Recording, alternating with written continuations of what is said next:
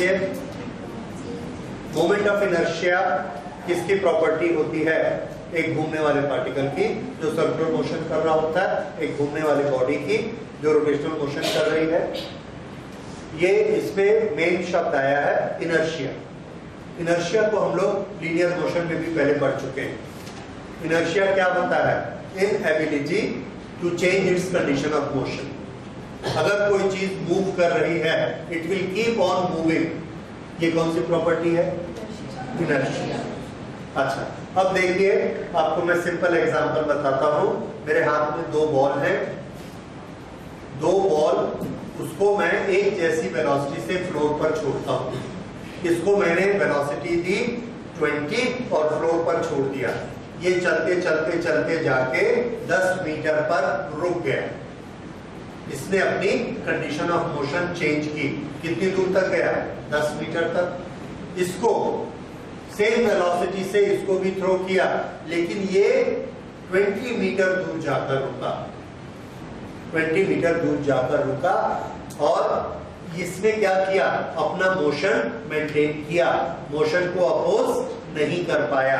तो इन दोनों में फर्स्ट और सेकंड किसका मोमेंट ऑफ इनर्शिया ज्यादा होगा? किसका इनर्शिया ज्यादा होगा? सेकंड का। करेक्ट। क्यों?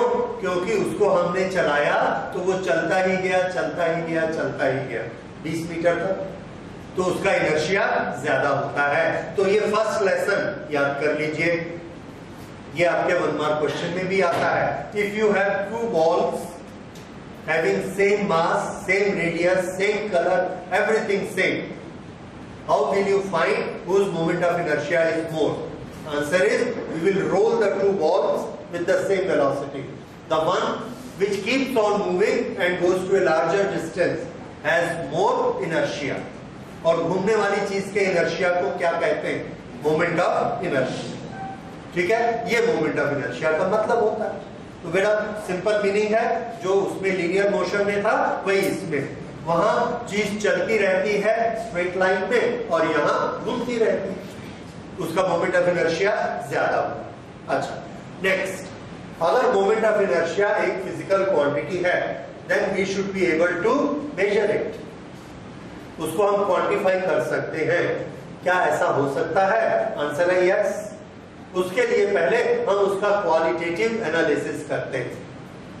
क्वालिटेटिव एनालिसिस का क्या मतलब है? देखिए, मैं आपको बताता हूं। 2 व्हील है मेरे पास, एक साइकिल का और दूसरा थोड़ा भारी, किसका लें? मोटरसाइकिल का भी ट्रक का? ट्रक का। ठीक है, मान लो दोनों एक जैसे डायमीटर के हैं, दोनों को हमने 20 वेलोसिटी दी, 20 वेलोसिटी दी और ये ऐसे रोल होके आगे बढ़ रहे हैं, रोल होते हुए आगे बढ़ते जा रहे हैं। रास्ते में यहां पर एक पत्थर आया, एक स्टोन आया। अब ये व्हील यहां जाता है, ये स्टोन उसको रोकता है। तो हो सकता है ये व्हील उसको जंप करके चला जाए। क्यों? क्योंकि ये अपनी वेलोसिटी को, अपने मोशन को मेंटेन रखना चाहता है। कोशिश वो यही करेगा। क्यों ये कोशिश करेगा? क्योंकि वो अपने मोशन को मेंटेन रखना चाहता है। किस प्रॉपर्टी के कारण? Moment of inertia. ओके, ये जो साइकिल का व्हील है, इसका वेट है 2 kg और ये जो भारी व्हील है हमारे पास, मान लो कार का व्हील है, दोनों का सेम रेडियस है, लेकिन इसका वेट है 20 kg। दोनों के सामने ये स्टोन आता है, बड़ा सा स्टोन है। किसके चांसेस ज्यादा है कि वो स्टोन को जंप कर जाएगा? साइकिल वाले के कि कार के? कार वाले के चांसेस ज्यादा है। और ये हमने प्रैक्टिकली करके भी देखा कि अगर कार वाला ऐसा मूव करके जा रहा है तो छोटा मोटा पत्थर आता है तो ऊपर से चला जाता है, लेकिन साइकिल वाला रुक जाता है। क्यों? क्योंकि दोनों के मास में अंतर है, दोनों के मास में अंतर है। तो मोमेंट ऑफ इनर्शिया किससे रिलेटेड हो गया? मास। जिसका मास ज्यादा उसका मोमेंट ऑफ इनर्शिया ज्यादा। अब इसी चीज को एक दूसरे एग्जांपल में ले लीजिए। हमने दो साइकिल के व्हील भेजे, दोनों के रास्ते में पत्थर आया, लेकिन थोड़ा सा प्रॉब्लम यह है कि एक साइकिल हमारे बड़े भाई का है और एक साइकिल हमारे छोटे भाई का है जो 3 चक्के वाला है। उसका व्हील कितना होता है? छोटा। मान लीजिए दोनों का मास बराबर है, दोनों का मास एक समान है, 2 kg 2 kg, पर ये छोटा है। अब ये दोनों जाके स्टोन से टकराते हैं, दोनों को अपना मोशन मेंटेन करना है। किसके कारण? मोमेंट ऑफ इनर्शिया के कारण। इनर्शिया वो प्रॉपर्टी है जिसके कारण वो मोशन मेंटेन करता है। ये दोनों जाते हैं और दोनों मोशन को मेंटेन करना चाहते हैं। प्रैक्टिकली हमको क्या दिखता है, कौन कर पाएगा और कौन नहीं कर पाएगा? बड़ा वाला कर लेगा और छोटा वाला अटक जाएगा, नहीं कर पाएगा। दोनों का मास एक ही है, दोनों व्हील है, किस चीज का अंतर है? The difference is of radius, size. इसका मतलब मोमेंट ऑफ इनर्शिया किससे अफेक्टेड होता है? रेडियस, साइज से अफेक्टेड होता है, जिसका साइज बड़ा। अब उसके बाद हमने और एक्सपेरिमेंट करके देखे। कैसे किया? एक बॉल को ऐसे फेंका, 1 मीटर पे जाके रुक गया, ठीक है। उसका साइज, रेडियस हमने डबल कर दिया। कितने टाइम्स? 2 टाइम्स। फिर से उसको उसी वेलोसिटी से फेंका। पहले वाला 1 मीटर पे रुका था, ये जो दूसरा वाला है डबल रेडियस का, इसको जब फेंकते हैं तो ये 1 मीटर पार करके, 2 मीटर पार करके, 3 मीटर पार करके 4 मीटर पे जाके रुकता है। इतना ज्यादा मोमेंट ऑफ इनर्शिया बढ़ गया, श्योर। लेकिन रेडियस को कितने टाइम्स बढ़ाया? 2 टाइम्स। मोमेंट ऑफ इनर्शिया कितने टाइम्स बढ़ा? 4 टाइम्स, 4 मीटर तक गया। और अगर हमने रेडियस को 3 टाइम्स बढ़ा दिया और दोनों को एक जैसी वेलोसिटी देके छोड़ा तो ये कितनी दूर जाता है? हम देखते हैं 9 टाइम्स। तो हमको एक चीज समझ में आया कि अगर हम रेडियस को डबल करते हैं तो मोमेंट ऑफ इनर्शिया 4 टाइम्स बढ़ता है, रेडियस को 3 करते हैं तो 9 टाइम्स बढ़ता है। तो ये क्या फॉर्मूला देता है हमको? I is proportionate to r square। तो जैसे जैसे रेडियस बढ़ेगा वैसे वैसे मोमेंट ऑफ इनर्शिया बढ़ेगा, लेकिन स्क्वायर के फॉर्म में बहुत ज्यादा बढ़ेगा। इन दोनों को अब हमने कंबाइन कर दिया और किसी तीसरी चीज पर मोमेंट ऑफ इनर्शिया डिपेंड नहीं करता, इन्हीं 2 चीजों पर डिपेंड करता है। और बाकी जो एक्सेस ऑफ रोटेशन है उसको हम लोग आगे देखेंगे, एक्सेस ऑफ रोटेशन पर डिपेंड करता है। ओके, तो ये हमने एक फॉर्मूला बनाया मोमेंट ऑफ इनर्शिया का, दोनों को कंबाइन करके। This is I is equal to mr। This is moment of inertia. किसका मोमेंट ऑफ इनर्शिया है? तो ये लॉ हमने शुरू किया एक पॉइंट से। That says if here is a point which has got mass m and it is rotating about an axis with a radius r, keeps on rotating। जैसे एक इलेक्ट्रॉन न्यूक्लियस के चारों तरफ घूम रहा है, जैसे अर्थ सन के चारों तरफ घूम रही है, that is a point। So m is the mass, r is the radius, then it has moment of inertia mr square। So this is formula for moment of inertia of a body। फिर से moment of inertia क्या करता है?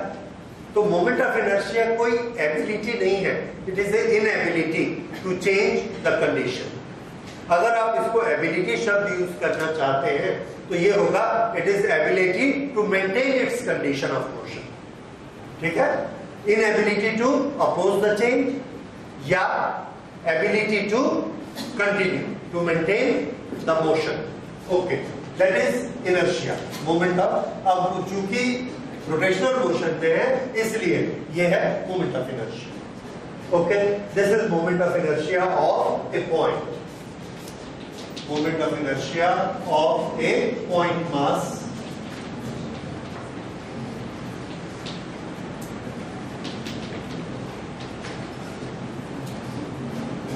Okay, अब हम लोग इसके बाद आते हैं एक और छोटी सी चीज, इसका यूनिट क्या होगा बताइए।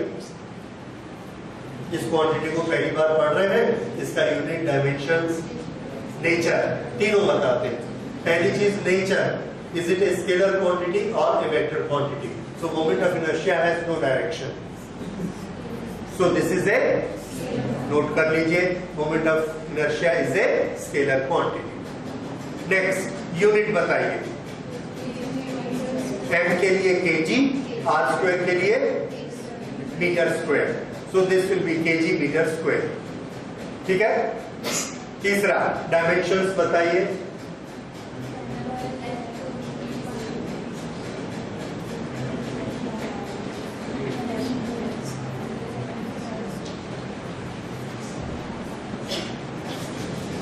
डायमेंशन, ठीक है, ml2 t minus t0 या 6 ml. ओके, ये हो गया moment of inertia of A particle. अब हम लेते हैं moment of inertia of a system of particles. System of particles में हम लोग एक डेफिनेशन पढ़ चुके हैं. सिस्टम ऑफ पार्टिकल किसको कहते हैं, रिजिड बॉडी किसको कहते हैं. Okay, now moment of inertia of a rigid body. Rigid body किससे बनी होती है, बहुत सारे पार्टिकल से बनी होती है. बहुत सारे पार्टिकल मिलकर क्या बनाते हैं, एक सिस्टम ऑफ पार्टिकल बनाते हैं. तो सिस्टम ऑफ पार्टिकल का मोमेंट ऑफ इनर्शिया कैसे निकालेंगे. उस सिस्टम ऑफ पार्टिकल में बहुत सारे पार्टिकल हैं और वो सारे के सारे पार्टिकल घूमते हैं. उनमें एक स्पेशलिटी होती है. अगर एक सिस्टम है तो स्पेशलिटी ये है कि एक एक्सिस होगी और उस एक एक्सिस के चारों तरफ पूरी बॉडी घूम रही होगी. तब उसको हम क्या बोलेंगे, सिस्टम. जैसे ये, इसको मैंने ऐसे पकड़ा, ये लाइन इस तरह से लगाई, ये, और इसको ऐसे घुमा दिया. इस लाइन को हम क्या कहते हैं, एक्सिस ऑफ रोटेशन. इस एक्सिस का हर पॉइंट अपनी जगह पर कांस्टेंट रहता है और बाकी सारे पॉइंट इसके चारों तरफ घूम रहे हैं. दिखता है, this is axis of rotation. इसी तरह से एक ये एक्सिस ऑफ रोटेशन है. If you want to rotate it about this axis, तो मुझे इसको और इसको, ये दो पॉइंट को पकड़ना चाहिए और ऐसा पकड़ के ऐसा घुमाना चाहिए. Now this body is rotating about this axis. इसी तरह से अगर ऐसा घुमा रहे हैं तो एक्सिस कहां है. Yes, ठीक समझ आ रहा है आपको. So this is axis. ये इस एक्सिस पे घूम रही है. तो अगर हम इसको x मानेंगे, so this is rotation about x axis. ये y है, this is rotation about y axis. और z कहां है, तो आंसर है ये z. तो अगर ये z है, then what is rotation about z axis? Answer is this is rotation about z axis. समझ आया. ओके, तो ये इनके रोटेशन होते हैं. अब moment of inertia of different points. अगर हम इसको ऐसा घुमा रहे हैं तो इसके पास ये भी एक पार्टिकल है, ये भी एक पार्टिकल है, ये भी एक पार्टिकल है. हर पार्टिकल का मास अलग अलग है. जब ये पार्टिकल ऐसा घूमता है तो इसका रेडियस है 5 सेंटीमीटर, और जब ये पार्टिकल उसके साथ साथ घूम रहा है तो इसका रेडियस तो सिर्फ 2 सेंटीमीटर है. इस पार्टिकल का रेडियस 1 सेंटीमीटर है. तो हर पार्टिकल का रेडियस अलग अलग है. तो मोमेंट ऑफ इनर्शिया कैसे निकालेंगे. तो हमारे पास बहुत सारे ऑप्शन हो सकते थे. सबका मास जोड़ दो, रेडियस का मीन निकालो और उससे मोमेंट ऑफ इनर्शिया निकालो. दूसरा तरीका ये हो सकता था कि रेडियस इस पूरे का ले लो और मास के साथ कोई ऑपरेशन करो, उससे निकालो. तो moment of inertia of a system निकालने का जो हमारा सही तरीका है, एक्चुअल, वो मेथड ये है कि हर पार्टिकल का अलग अलग मोमेंट ऑफ इनर्शिया निकालो. हर पार्टिकल का अलग अलग मोमेंट ऑफ इनर्शिया निकालिए और सबके मोमेंट ऑफ इनर्शिया को आपस में ऐड कर दीजिए. तब क्या निकलेगा, पूरे सिस्टम का मोमेंट ऑफ इनर्शिया. तो पूरे सिस्टम का मोमेंट ऑफ इनर्शिया अगर हमको निकालना है, moment of inertia of a system, this is I.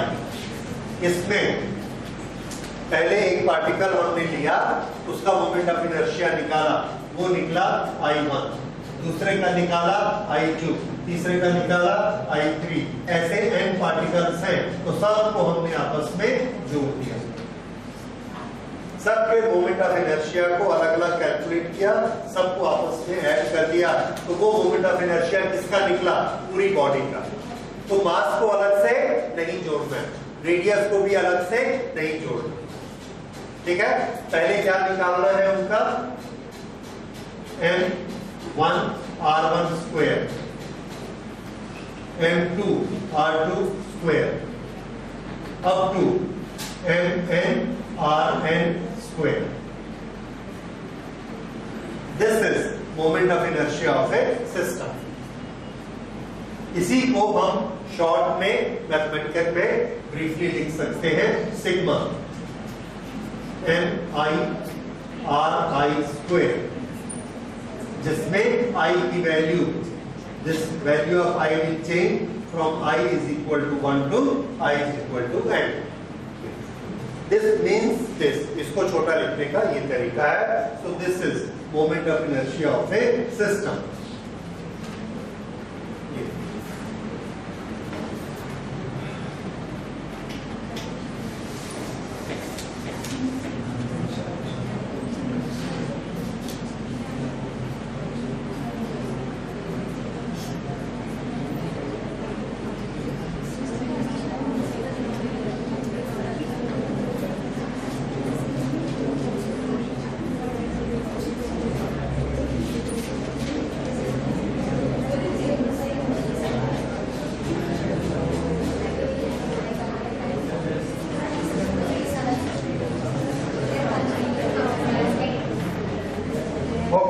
Look at this diagram. This is a system of three particles ABC, and all these three particles are rotating about a common axis. This, it is rotating about axis z dash. Find out moment of inertia of this system. इस system का moment of inertia निकालिए जल्दी, और मुझे नहीं लगता आपको कुछ लिखने की जरूरत है, फौरन निकालिए।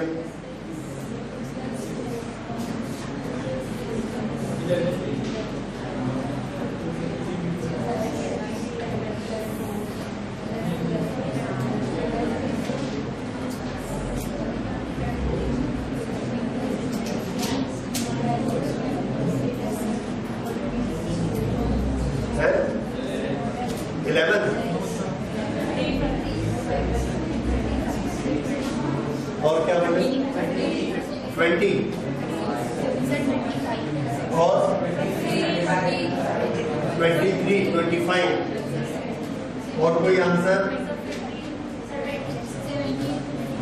17। ओके, ठीक है। एम आर स्क्वायर, एम कितना है?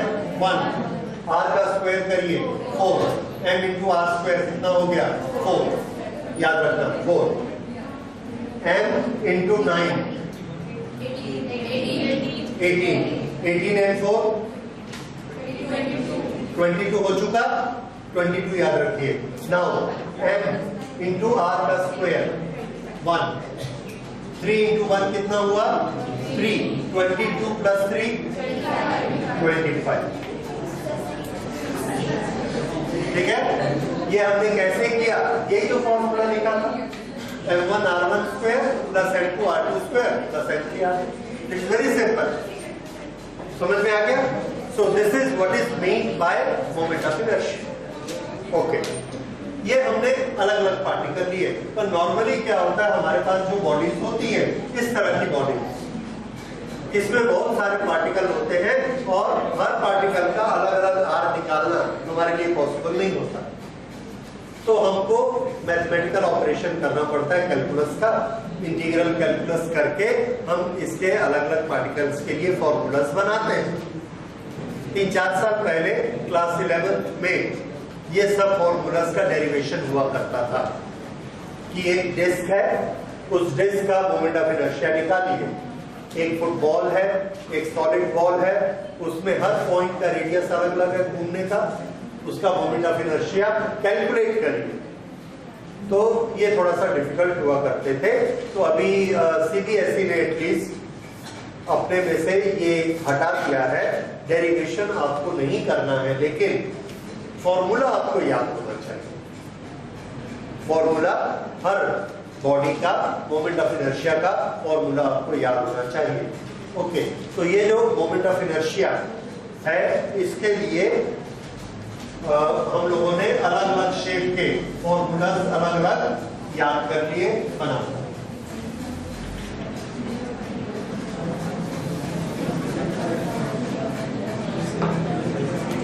इसके लिए आपको नोट्स मिले हैं रोटेशनल मोशन के, उसमें देखिए 3 पन्ने या 4 पन्ने पूरे मोमेंट ऑफ इनर्शिया के फॉर्मूलाज हैं, ठीक है, और वो आपको सब याद करने हैं। इसमें से मेन कुछ ऐसे हैं,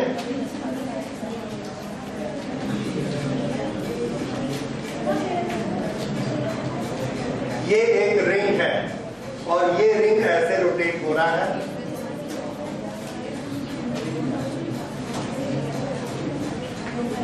जब ये रिंग इस तरह से रोटेट होता है, इस रिंग का मास है m और इसका रेडियस है r, तो इसका मोमेंट ऑफ इनर्शिया होता है mr²। इसकी एक्सिस कैसी है? तो आंसर है, देखिए, axis is passing through centre of mass and it is perpendicular to the plane of rotation. इसको हम लोग नेचुरल एक्सिस भी कहते हैं, नेचुरल एक्सिस। तो नेचुरल एक्सिस कैसी होती है? Passing through centre of mass and normal to plane of rotation. तो इसका मोमेंट ऑफ इनर्शिया कितना होता है? mr²। ओके, इसके डेरिवेशन में कोई खास चीज नहीं है, ये पॉइंट है m1, m2, m3, m4। तो m1 का मोमेंट ऑफ इनर्शिया कितना होगा? m1 into r², m2 into r², m3 into r²। सबका r² कॉमन निकलेगा, ब्रैकेट में क्या बचेगा? m1 plus m2 plus m3, और वो सबको जोड़ के क्या बन गया? m। इसलिए मोमेंट ऑफ इनर्शिया किसके बराबर हो गया? mr²। लेकिन अगर इसकी जगह हम एक डिस्क ले लें,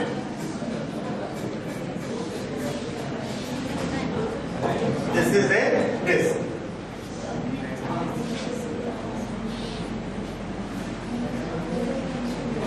और इस डिस्क को ऐसे घुमाएंगे, ये वाली एक्सिस पर इस डिस्क को ऐसे घुमाएंगे, तो इसका मोमेंट ऑफ इनर्शिया कितना होगा? तो इसमें हम ये देखते हैं कि इसमें हर पार्टिकल का डिस्टेंस कितना था? r। इसमें बहुत से पार्टिकल r डिस्टेंस पर हैं और बहुत से पार्टिकल उससे कम डिस्टेंस पर हैं। ये उससे कम है, ये उससे कम है, और ये तो बिल्कुल 0 पर है। तो कुछ पार्टिकल का मोमेंट ऑफ इनर्शिया 0 होता है, कुछ पार्टिकल का mr² होता है, कुछ का बीच में होता है। तो इसके हमने कैलकुलस मेथड से इसकी कैलकुलेशन की, कैलकुलस मेथड से इसकी कैलकुलेशन की, एंड वी फाउंड कि इसका जो मोमेंट ऑफ इनर्शिया है that is equal to ½ mr²। ये है moment of inertia of a disc. और आपको एक्सिस भी याद रखनी है। कौन सी एक्सिस है ये भी नेचुरल एक्सिस। एक्सिस जरूर याद रखिएगा, क्योंकि थोड़ी देर बाद हम एक्सिस चेंज करने वाले। तो ये फॉर्मूला किस एक्सिस के लिए है ये याद रखना बहुत जरूरी है। और ये r क्या है? Radius. This will be known as geometric radius. एक दूसरे तरह का रेडियस होता है, रेडियस ऑफ जाइरेशन, वो हम लोग बाद में करेंगे। दिस इज ज्योमेट्रिक रेशियो, यहां से यहां तक का डिस्टेंस। इसी तरह से बाकी शेप भी आपके पास है। जैसे हमने अगर एक सिलेंडर लिया है, ये एक रिंग है, इस रिंग को ऐसे घुमा रहे हैं, तो इसका मोमेंट ऑफ इनर्शिया कितना है? mr²। इस रिंग के साथ एक और रिंग जोड़ दीजिए सेम रेडियस का, तो कितना हो जाएगा 2mr²। एक तीसरा रिंग जोड़ दीजिए तो ये ऐसे हम रिंग जोड़ते चलेंगे।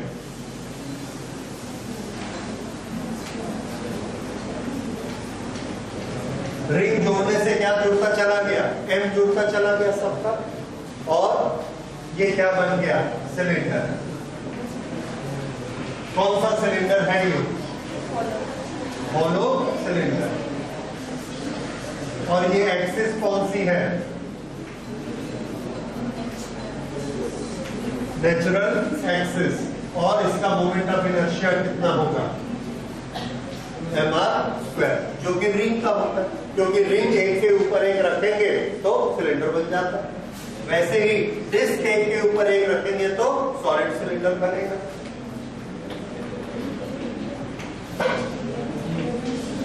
Solid cylinder half mr²। और इन दोनों में कौन सी एक्सिस है, नेचुरल एक्सिस।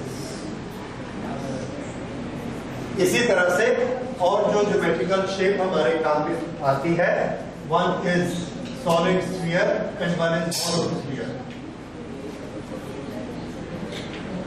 हॉलो स्फीयर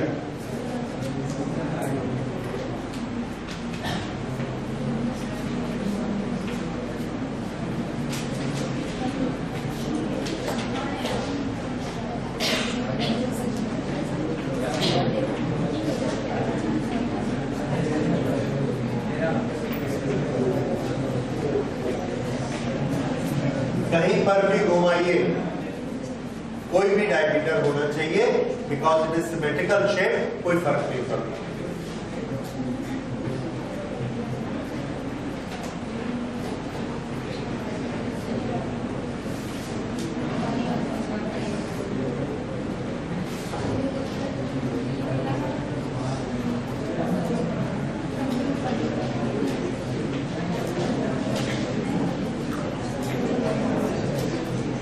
ये एक रॉड है, इस रॉड की पूरी लेंथ l है और इसका मास m है। इसको यहां पर हमने ऐसे घुमा दिया। किस तरह से घुमाया, ये रॉड है और इसको ऐसे घुमा दिया, तो इसका मोमेंट ऑफ इनर्शिया, इसको कैलकुलेट किया। This moment of inertia comes to be ml²/12।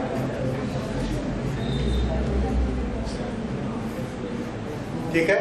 इसी तरह से कोन का, ट्रायंगल का, एक लैमिनेट का, ये सब के मोमेंट ऑफ इनर्शिया बेसिकली ये ज्यादा काम में आते हैं। इसको आप उस फॉर्मूला शीट से याद कर लीजिए सब, और हर एक की बुक में भी दिए हुए।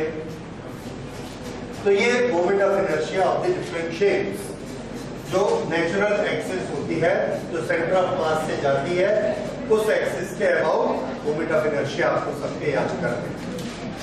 ओके, इसके बाद हम लेते हैं next topic, that is theorems in moment of inertia. Theorems in moment of inertia हमको क्यों जरूरत पड़ते हैं? आंसर है, अगर हम एक्सिस चेंज करते हैं, नेचुरल एक्सिस से हटाकर अगर एक्सिस को दूसरी लोकेशन पर चेंज करते हैं तो मोमेंट ऑफ इनर्शिया चेंज हो जाता है। एक बड़ी इंपॉर्टेंट चीज मैं थ्योरम के पहले करना चाहूंगा कि मोमेंट ऑफ इनर्शिया किस पर डिपेंड करता है।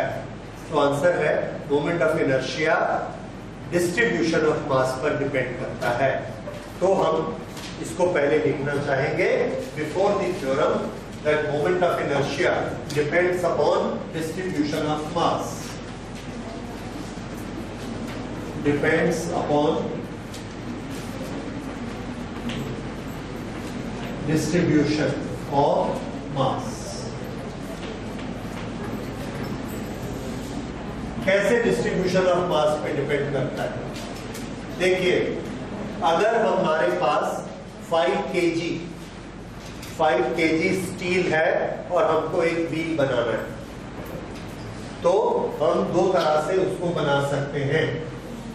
एक, हमने ये व्हील बनाया, इसमें 4.5 kg का ये रिंग बना दिया, बाकी जो 0.5 kg स्टील हमारे पास है उसके हमने स्पोक बनाए और स्पोक बनाकर उसको यहां पर ऐसे फिट कर दिए। ये एक साइकिल का व्हील बन गया। इसमें पूरा मास कहां पर है? Circumference almost. ठीक है। दूसरा, हमने एक डिस्क बनाई, ये डिस्क बनाई। इस डिस्क में हमने 5 kg को प्लेट के फॉर्म में बना दिया और इस पूरे में ऐसा डाल दिया। अब इसमें क्या है? यहां पर ये लास्ट वाले रिंग में 1 kg है, ये वाले रिंग में 1 kg है, ये वाले रिंग में 1 kg है, इसमें 1 kg है, इसमें 1 kg है। तो अंदर वाले का मोमेंट ऑफ इनर्शिया कम होगा, इसके बाद ज्यादा होगा, इसके बाद ज्यादा होगा, इसका और ज्यादा होगा, और इसमें पूरा 5 kg यहाँ है, पूरे 5 kg का रेडियस r है, तो इसका मोमेंट ऑफ इनर्शिया ज्यादा होगा। ये रिंग है और ये डिस्क है। अभी तक हमने देखा इसका कितना होता है? mr² और इसका कितना होता है? Half mr²। लेकिन दोनों 5 kg, दोनों का रेडियस 20 सेंटीमीटर है। 20 सेंटीमीटर। अगर दोनों का मास 5 kg है, दोनों का रेडियस 20 सेंटीमीटर है, दोनों के लिए फॉर्मूला I = mr² है। फिर दोनों का मोमेंट ऑफ इनर्शिया अलग अलग क्यों? तो इसका आंसर है दोनों का मोमेंट ऑफ इनर्शिया अलग अलग इसलिए है क्योंकि दोनों में मास का डिस्ट्रीब्यूशन अलग अलग तरीके से किया गया है। एक में हमने पूरा मास कहां डाला है? किनारे किनारे में, और दूसरे में मास कहां डाला है? पूरे में डिस्ट्रीब्यूट कर दिया, अंदर में भी मास दे दिया जिसका रेडियस कम। इसलिए एक जैसा मास, एक जैसा रेडियस, एक जैसा फॉर्मूला, उसके बाद भी एक का मोमेंट ऑफ इनर्शिया ज्यादा है और एक का कम है। क्यों? क्योंकि क्या डिफरेंट है? शब्द याद रखिए, डिस्ट्रीब्यूशन। क्या अलग है? हाँ, डिस्ट्रीब्यूशन ऑफ मास। ठीक है। सो मोमेंट ऑफ इनर्शिया किस पर डिपेंड करता है? Distribution of mass. Moment of inertia को हम कहां अप्लाई करते हैं, कहां हमारे काम में आता है? तो एक तो ये आपने किया कि मोमेंट ऑफ इनर्शिया किस पर डिपेंड करता है। ये आपका एक 1 मार्क क्वेश्चन तैयार हुआ। on which quantity or on which phenomena the moment of inertia depends? Answer, it depends upon distribution of mass. दूसरा, आपको मोमेंट ऑफ इनर्शिया किसी बॉडी में कम चाहिए कि ज्यादा चाहिए, और क्यों? ये प्रैक्टिकल रीजन। अभी ये प्रैक्टिकल रीजन मैंने आपको दिखाए थे। हम साइकिल पर जाते हैं और हमारे सामने एक पत्थर का टुकड़ा आता है। हम क्या चाहते हैं? साइकिल उसको पार करे कि रुक जाए? पार कर ले, अपनी स्पीड में ही पार कर ले, चलते चलते। वो कब पार करेगी? अगर उसके पास क्या है? Moment of inertia. तो मोमेंट ऑफ इनर्शिया हमको क्या देता है? मोमेंट ऑफ इनर्शिया हमको स्मूथ राइड देता है। What does it give us? Smooth ride. ये this is one application of moment of inertia.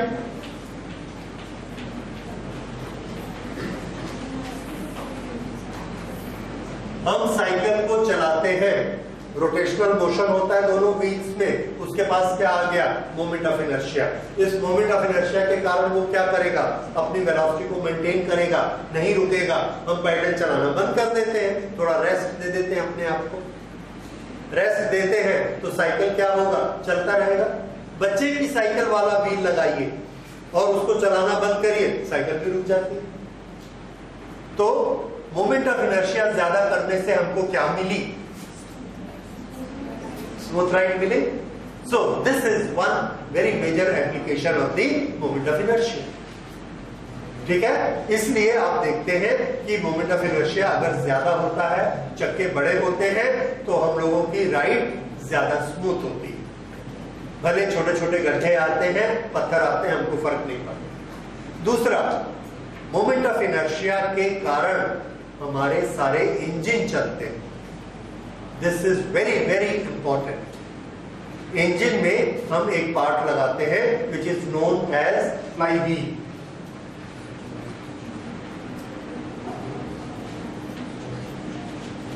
Fly wheel, ये फ्लाई व्हील के बिना इंजन नहीं बन सकता है। किस तरह से ये फ्लाई व्हील काम करता है, इसके लिए थोड़ा सा आप इंजन को समझिए। बहुत ब्रीफ में मैं बताऊंगा, हो सकता है आपको अच्छे से समझ ना भी आए। तो हीट इंजन में फिर से हम उसको पढ़ेंगे। इंजन में आपने इंजेक्शन देखा है, इंजेक्शन में एक बाहर का पाइप रहता है और एक अंदर जो चलता है। अंदर जो चलता है उसको हम कहते हैं ऑटोमोबाइल की भाषा में पिस्टन, और बाहर जो रहता है उसको कहते हैं सिलेंडर।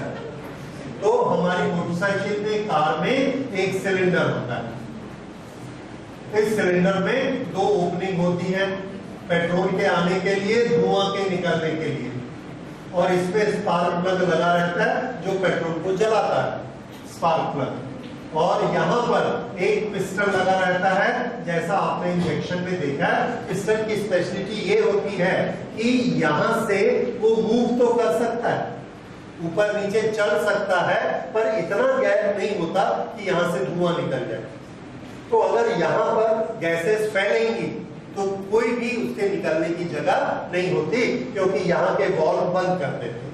यहाँ के दोनों वॉल्व बंद कर दिए, यहाँ पेट्रोल जलाया, पेट्रोल जल के बहुत प्रेशर देता है, एक्सप्लोजन होता है, तो वो क्या करेगा, इस पिस्टन को नीचे ढकेलेगा, इस पिस्टन को नीचे ढकेलेगा और बहुत पावर लगा के ढकेलेगा।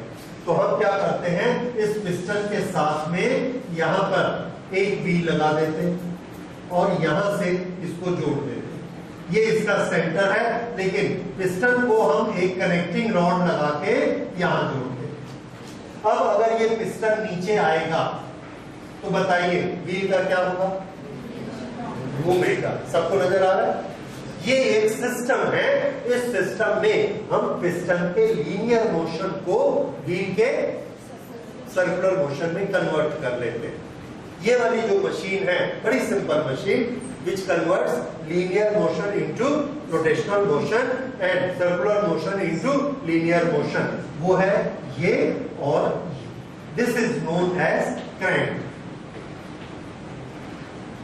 ये तो ये जब नीचे आएगा तो ये व्हील ऐसे आगे जाएगा, और जब व्हील ऐसा जाएगा तो ये ऊपर जाएगा। इस तरह से क्रैंक से ये मोशन चलता है। ओके, अब इंजन में होता क्या है कि यहाँ पर पेट्रोल और एयर है, यहाँ पे इसमें स्पार्क हुआ, एक्सपेंशन हुआ, पेट्रोल जला, इतना जोर से एक्सपेंशन हुआ, पावर मिली और ये बहुत तेजी से नीचे आया। अगर ये तेजी से नीचे आता है तो इसको भी बड़ी तेजी से दबाएगा और ये घूमना स्टार्ट कर देगा। ठीक है, अब पेट्रोल जल गया। अब हम क्या चाहते हैं, हम चाहते हैं दूसरी बार फिर पेट्रोल जले तो गाड़ी और आगे चले, फिर तीसरी बार चले और आगे चले। लगातार इंजन को चलना चाहिए। उसके लिए क्या जरूरी है, उसके लिए जरूरी है कि दोबारा फिर से वही एटमॉस्फेयर लाया जाए ताकि पेट्रोल फिर से जले। वो एटमॉस्फेयर क्या होता है, वो एटमॉस्फेयर होता है कि यहाँ पे फ्रेश पेट्रोल है, एयर है, और इसको इस पिस्टन में दबाया हुआ है।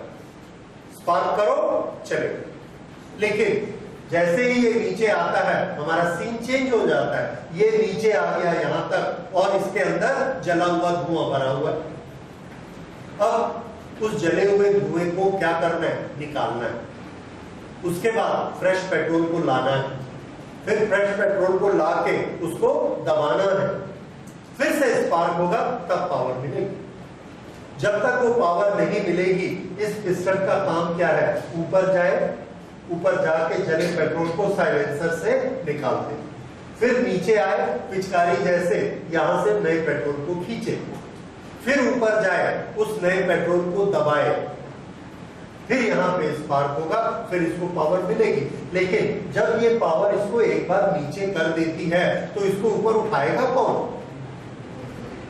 क्योंकि पावर सिर्फ क्या कर सकती है, नीचे दबा सकती है, ऊपर तो नहीं लाएगी। तो फिर ये अगर ऊपर आएगा नहीं तो धुएं को निकालेगा कैसे, फिर से नीचे जाएगा नहीं तो पेट्रोल को खींचेगा कैसे? तो इसको ऊपर नीचे कौन करेगा? फिर यहां पर इनर्शिया, मोमेंट ऑफ इनर्शिया काम में आता है।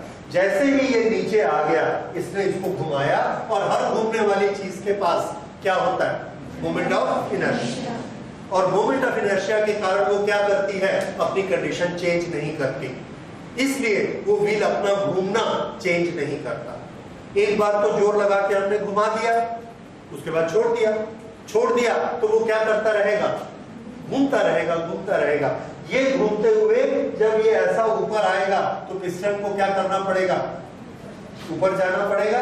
जैसे ही पिस्टन ऊपर जाएगा, धुएं को निकाल देगा। फिर ये घूमता हुआ नीचे आएगा तो पिस्टन कहाँ आएगा? नीचे आएगा तो इधर से पेट्रोल को खींच लेगा। फिर जब ऊपर जाएगा तो फिर से वो पेट्रोल को दबा देगा। तब तक इसकी काफी एनर्जी खर्च हो चुकी होगी, स्लो हो जाएगा। पर जब ये ऊपर दबाएगा, फिर से स्पार्क होगा, फिर से पावर मिलेगी, इसकी स्पीड फिर बढ़ जाएगी, फिर इसके पास इनर्शिया आ जाएगा। फिर ये इंजन को इसको 3 बार घुमाएगा। यहां से एक बार पावर इसको मिलती है, उसको कहते हैं पावर स्ट्रोक। दूसरी बार जब ये धुआं निकालेगा, एग्जॉस्ट स्ट्रोक। तीसरी बार ये इसको सक्शन करेगा, सकिंग स्ट्रोक। और चौथी बार उसको दबाएगा, दैट इज कंप्रेशन स्ट्रोक। फिर स्पार्क होगा, फिर से पावर स्ट्रोक। तो कितने स्ट्रोक होते हैं टोटल? 4। इसीलिए आपकी गाड़ी क्या कहलाती है? 4 स्ट्रोक इंजन। ठीक है।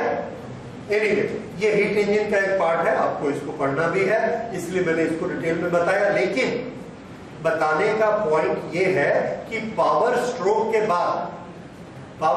के बाद यहां पर कोई पावर नहीं रहती है, तो ये 3 चक्कर क्यों लगा लेता है? किसके कारण? Yes, moment of inertia of the wheel. और अगर ये मोमेंट ऑफ इनर्शिया कम पड़ गया, वो 2 ही चक्कर लगा पाया, तो क्या होगा? दोबारा इंजन में स्पार्क नहीं होगा। आपने किक मारी, गाड़ी नहीं चालू हुई। क्यों नहीं चालू हुई? क्योंकि आप 4 स्ट्रोक पूरे कंटिन्यू नहीं कर पाए।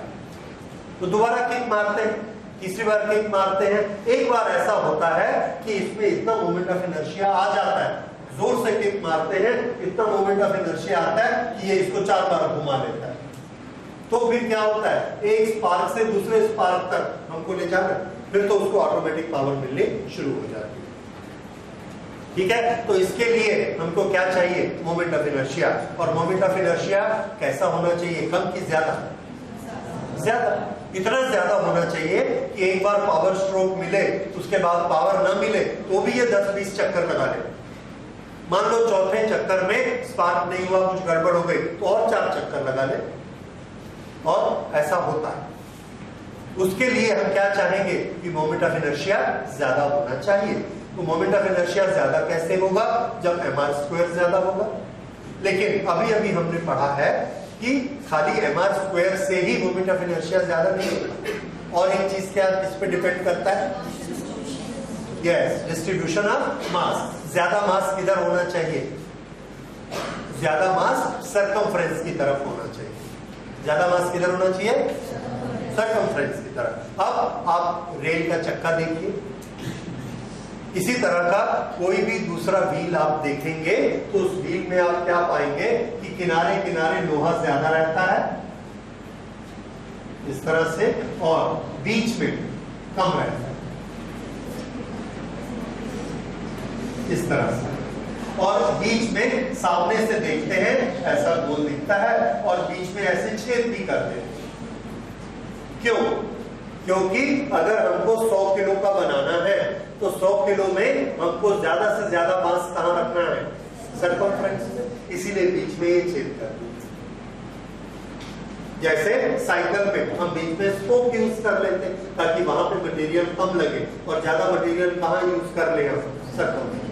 वैसे ही ये व्हील भी रहते हैं। तो इस तरह के जो व्हील रहते हैं, अब क्या होता है कि ये चक्का हो सकता है इस व्हील में बहुत ज्यादा मास ना हो, तो हम क्या करते हैं, इस व्हील के साथ एक और व्हील को जोड़ देते हैं। वो व्हील कहीं सड़क पर, रेल पर चलता नहीं, वो हवा में घूमता रहता है। क्यों घूमता रहता है हवा में? उसका काम रहता है इस पिस्टन को 3 चक्कर लगवाना। 4 चक्कर लगवाना, वही उसका काम। और ऐसे सब व्हील क्या कहलाते हैं? Fly wheel. So every engine has a flywheel. ये जो फ्लाई व्हील होते हैं, हमारा क्वेश्चन एग्जाम में क्या आता है? In a flywheel why all the mass is located around the circumference. क्या आंसर देंगे? Because moment of inertia has relation I is equal to mr square. So most of the mass should have large radius, as large as possible.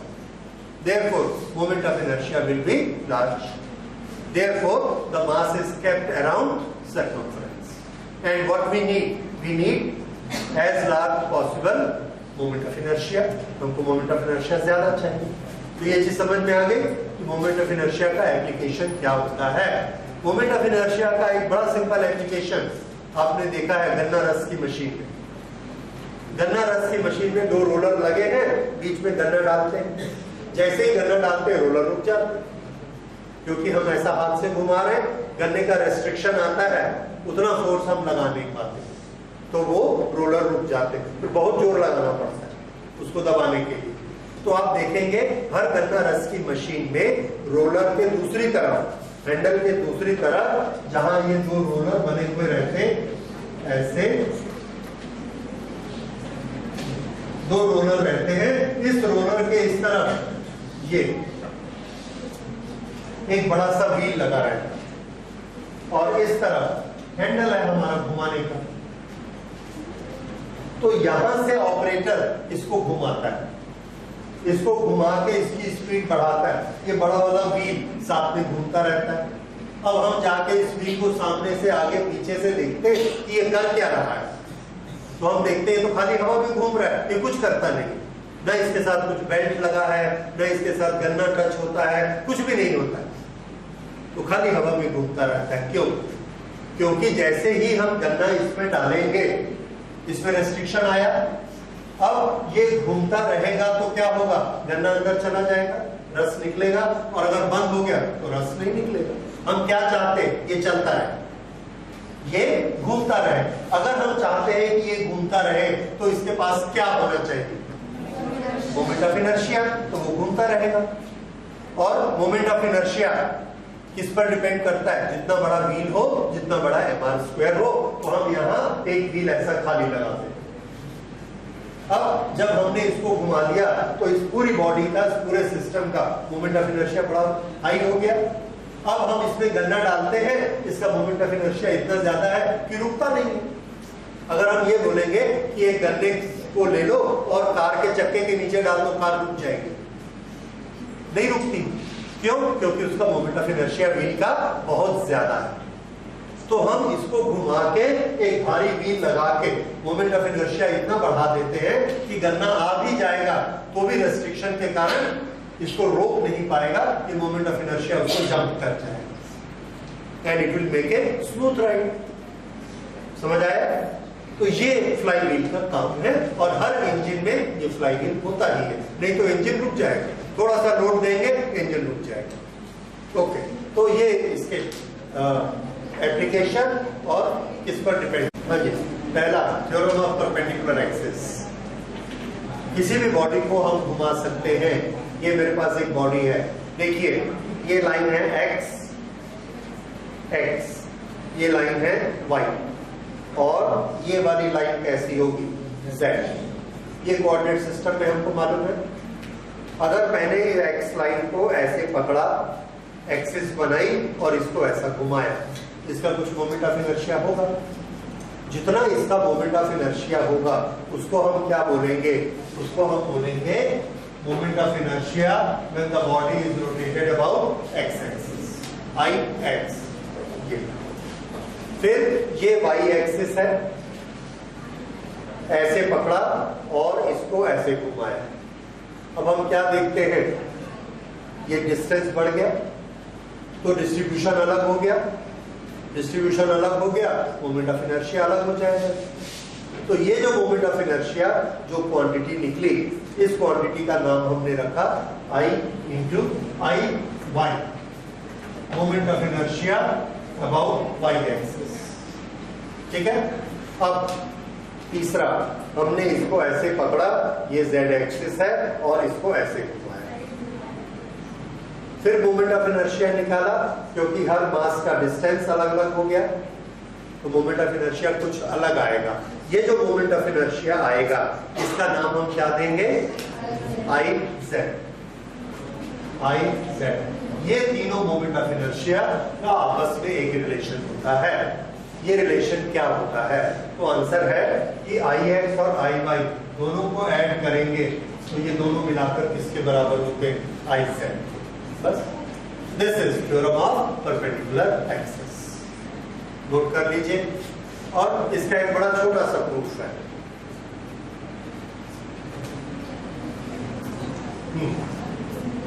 Proof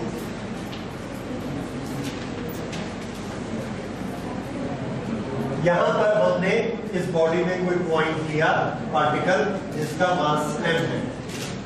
ये particle का यहां से distance r है, r। इधर ध्यान दीजिए sir, ये एक पार्टिकल लिया, इस पार्टिकल के कोऑर्डिनेट है x, y। कोऑर्डिनेट को हम यहां ज्योमेट्री में कैसे दिखाएंगे, ये वाली एक्सिस कौन सी है, एक्स, और ये वाली कौन सी है, वाई, और ये वाली z। तो ये लाइन के पैरेलल मैंने ये लाइन खींची ऐसे, और इसकी लेंथ को नापा, तो ये लेंथ आई मान लो 4 सेंटीमीटर।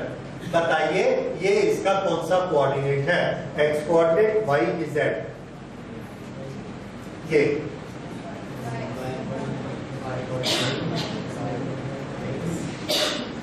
ओके, ये कहलाएगा इसका वाई कोऑर्डिनेट। इधर से जितना डिस्टेंस है, ये डिस्टेंस क्या है, एक्स कोऑर्डिनेट, और ये वाला डिस्टेंस क्या है, वाई कोऑर्डिनेट। ठीक, और ये जेड से डिस्टेंस है। अच्छा, अब इस m को, इधर ध्यान दीजिए, m पार्टिकल को x एक्सिस के चारों तरफ ऐसा घुमाया, तो रेडियस कितना बनेगा, y। रेडियस कितना होगा, y। फिर से देखिए, ये है y, ये y, और ये है x। इसको अगर हम यहां पर ऐसे घुमाते हैं तो रेडियस कितना होगा, y। इसका मास कितना है, m। तो इसका मोमेंट ऑफ इनर्शिया कितना होगा, किसके चारों तरफ घूम रहा है, इसलिए ये मोमेंट ऑफ इनर्शिया क्या है, आई एक्स। तो आई एक्स की वैल्यू कितनी होती है, एम वाई स्क्वायर।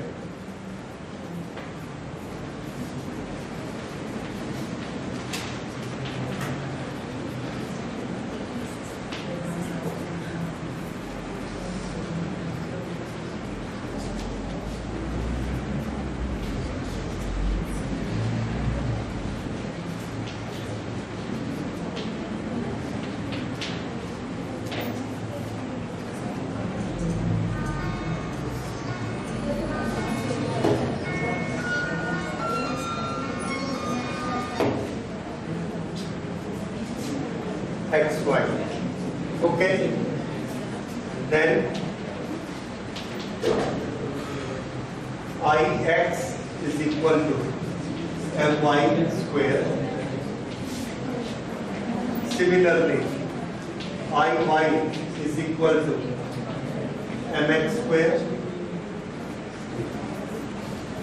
ठीक है, तो therefore ix upon ix plus iy कितना हुआ, m x square plus y. अब x square plus y square कितना होता है, ये है x square और ये है y square. पाइथागोरस थ्योरम से x square plus y square is equal to r square. सब ध्यान इधर रखिए, x square plus y square is equal to r square. So this we can write as mr square. लेकिन mr square क्या चीज है? Moment of inertia. किस axis के अराउंड? यस, ये z एक्सिस है, ये r डिस्टेंस है. अगर ये ऐसा घूमेगी तो मोमेंट ऑफ इनर्शिया कितना होगा? mr square. कौन सी एक्सिस के around? z. So this will be Iz. So this is equal to Iz. So Ix plus Iy is equal to Iz. This is our theorem of perpendicular axis.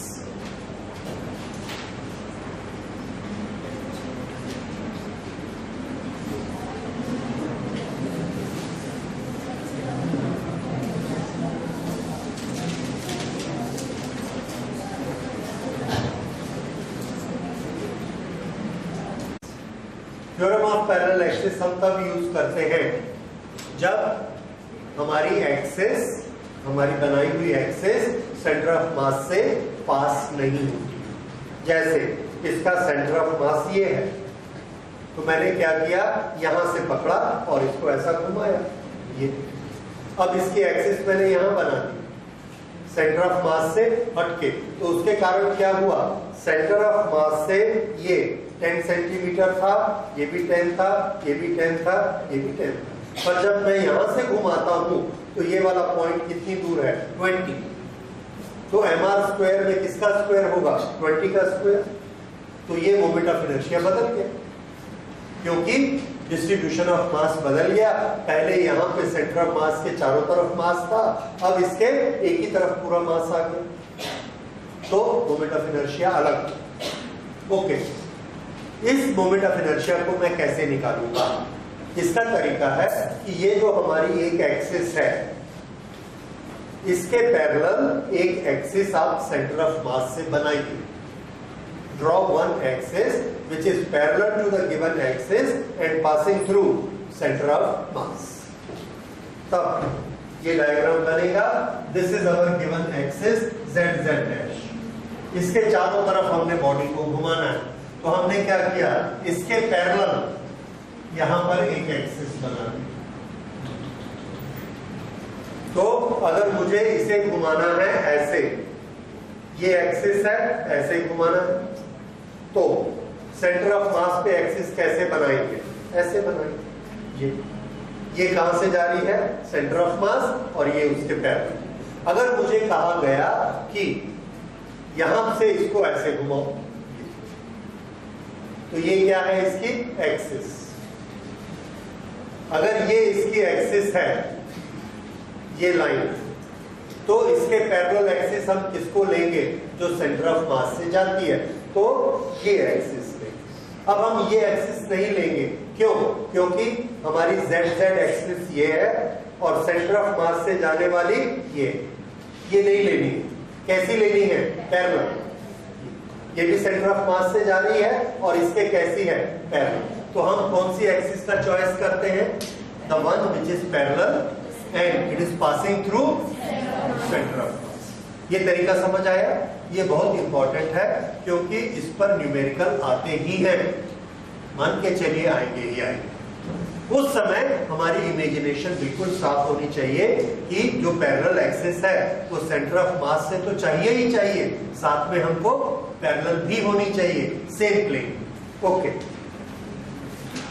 इस पे जो body को घुमाएंगे उसका moment of inertia, उसका नाम हमने दिया Iz.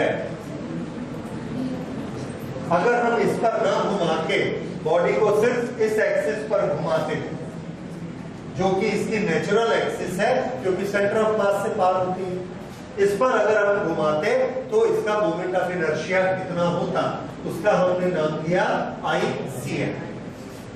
उसका नाम क्या है? ICM. ओके, ICM से ये वाली एक्सिस का डिस्टेंस, ये डिस्टेंस है A.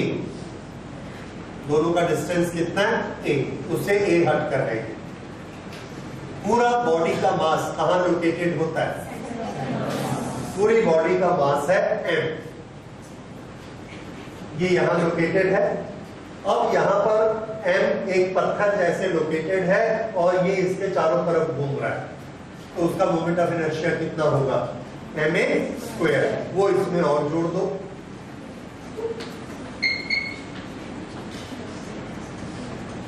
आगे तो IZ में दो मोमेंट ऑफ इनर्शिया जोड़ दे, कौन कौन से, एक जो सेंटर ऑफ मास के चारों तरफ घूमने के लिए, और एक हमने सेंटर ऑफ मास से अपनी एक्सिस को जितना हटाया, ये है, this is theorem of parallel axis. ठीक है, इसका प्रूफ बहुत कम पूछा जाता है, और फिर भी 4 लाइन में आप नोट कर लीजिए।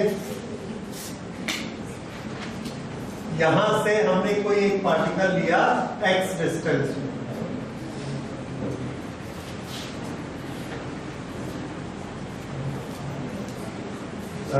यहां से x ले, x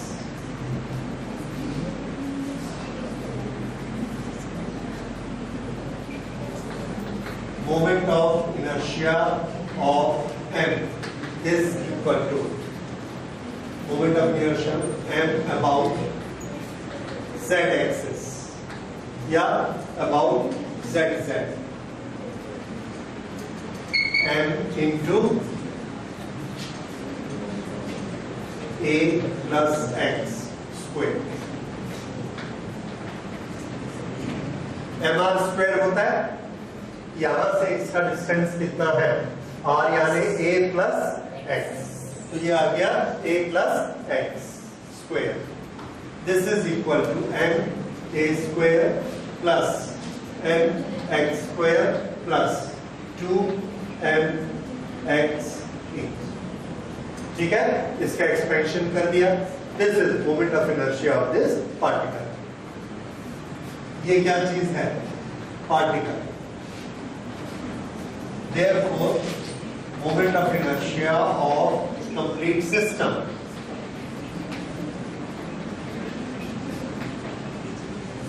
I z is equal to sigma m a square plus sigma m x square plus sigma 2 m x a।